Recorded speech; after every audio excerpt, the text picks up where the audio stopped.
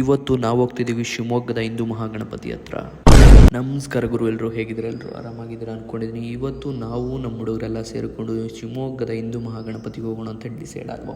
ಆಮೇಲೆ ನಾವು ಹೋಗೋ ಟೈಮಲ್ಲೇ ಭರ್ಜರಿಯಾಗಿ ಮಳೆ ಬರ್ತಿತ್ತು ಗುರು. ಇನ್ನೇನು ಮಾಡೋದು, ಎಷ್ಟೇ ಮಳೆ ಬಂದರೂ ಪರವಾಗಿಲ್ಲ, ಗಾಡಿ ಮಾತ್ರ ನಿಲ್ಸಲ್ಲ ಅಂತಿದ್ದಂಗೆ ನಮ್ಮ ಗಾಡಿ ಕರೆಕ್ಟಾಗಿ ಪೆಟ್ರೋಲ್ ಬಂಕ್ ಹತ್ರನೇ ಆಫ್ ಆಯ್ತು ಗುರು. ಆಮೇಲೆ ನಮ್ಮ ಗಾಡಿಗಳಿಗೂ ಚೆನ್ನಾಗಿ ಹೊಟ್ಟೆ ತುಂಬ ಪೆಟ್ರೋಲ್ ಹಾಕ್ಸ್ಕೊಂಡು ಸ್ವಲ್ಪ ಹೊತ್ತು ನಿಂತ್ಕೊಂಡ್ವಿ ಗುರು, ಮಳೆ ನಿಲ್ಲುತ್ತಾ ಅಂತ. ಆದರೆ ಮಳೆನೇ ನಿಲ್ಲಿಲ್ಲ. ಇನ್ನೇನು ಮಾಡೋದು ಅಂತೇಳಿ ಮಳೆಲೇ ಹೊಡ್ಕೊಂಡು ಹೊಂಟ್ವಿ ಗುರು. ಅವಾಗ ನನಗೆ ಯಾರೋ ಹೇಳಿದ ಮಾತು ನೆನಪಾಯ್ತು ಗುರು. ಏನಂದ್ರೆ, ಈ ಮಳೆ ಬರೋ ಟೈಮಲ್ಲಿ ಕೋಟಿ ಕೊಟ್ಟನ್ ಬೇಕಾದ್ರೂ ಮರೆತ್ಬಿಡು, ಆದರೆ ಫ್ರಂಟಲ್ಲಿ ನಿಂತು ಗಾಡಿ ಹೊಡಿತಾನಲ್ಲ, ಅವ್ನು ನಿಜವಾದ ಪುಣ್ಯಾತ್ಮ ಗುರು. ಪುಣ್ಯಾತ್ಮ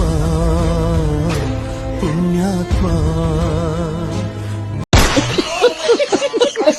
ಆಮೇಲೆ ನಾವು ಶಿವಮೊಗ್ಗ ಹೋಗೋದು ಒಳ್ಳೆ ಅಡ್ವೆಂಚರ್ ತರ ಇತ್ತು ಗುರು. ಯಾಕಂದ್ರೆ ರೋಡಲ್ಲಿ ಅಡ್ಡ ಬರೋ ಹಸು, ನಾಯಿ, ಮತ್ತು ಮೇಯ್ನ್ ಆಗಿ ಮಳೆ, ಇನ್ನೂ ಮೇಯ್ನ್ ಆಗಿ ಗುಂಡಿಗಳನ್ನು ತಪ್ಪಿಸ್ಕೊಂಡು ಹೋಗೋದು ದೊಡ್ಡ ಅಡ್ವೆಂಚರ್ ಆಗ್ಬಿಟ್ಟಿತ್ತು.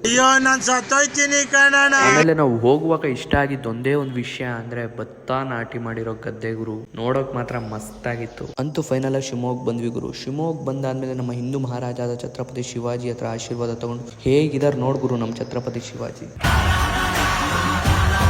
ಆಮೇಲೆ ಗಣಪತಿ ನೋಡೋಣ ಅಂತೇಳಿ ಸಿಟಿ ಒಳಗೆ ಎಂಟ್ರಿ ಆದ್ವಿ ಗುರು. ಕ್ರೌಡ್ ಮಾತ್ರ ಭರ್ಜರಿ ಆಗಿತ್ತು ಗುರು. ಆಮೇಲೆ ಈ ಹಿಂದೂ ಮಹಾಗಣಪತಿಗೆ ಲಕ್ಷಾಂತರ ಜನ ಯಾವ್ದಾವ್ದೋ ಊರುಗಳಿಂದ, ಜಿಲ್ಲೆಗಳಿಂದ, ಎಲ್ಲಿಂದನೂ ಬರ್ತಾರೆ. ಯಾಕೆ ಗೊತ್ತಾ? ನಮ್ಮ ಹಿಂದೂ ಮಹಾಗಣಪತಿನ ಖುಷಿಯಿಂದ ಕಳಿಸ್ಕೊಡ್ಬೇಕು ಅನ್ನೋ ಒಂದೇ ಒಂದು ಕಾರಣಕ್ಕೆ ಬರ್ತಾರೆ. ಆ ಖುಷಿನೆಲ್ಲ ನೋಡ್ಬಿಟ್ಟು ನನಗಂತೂ ಇನ್ನೂ ಡಬಲ್ ಖುಷಿ ಆಯ್ತು ಗುರು. ಅಷ್ಟು ಸಂತೋಷ ಆಯ್ತು ಗುರು ಈ ಹಿಂದೂ ಮಹಾಗಣಪತಿಗೆ ಬಂದಿತ್ತು. ಈ ವಿಡಿಯೋ ಮತ್ತೊಂದು ಪಾರ್ಟಲ್ಲಿ ಬರುತ್ತೆ ಗೈಸ್, ವೆಯ್ಟ್ ಆ್ಯಂಡ್ ವಾಚ್.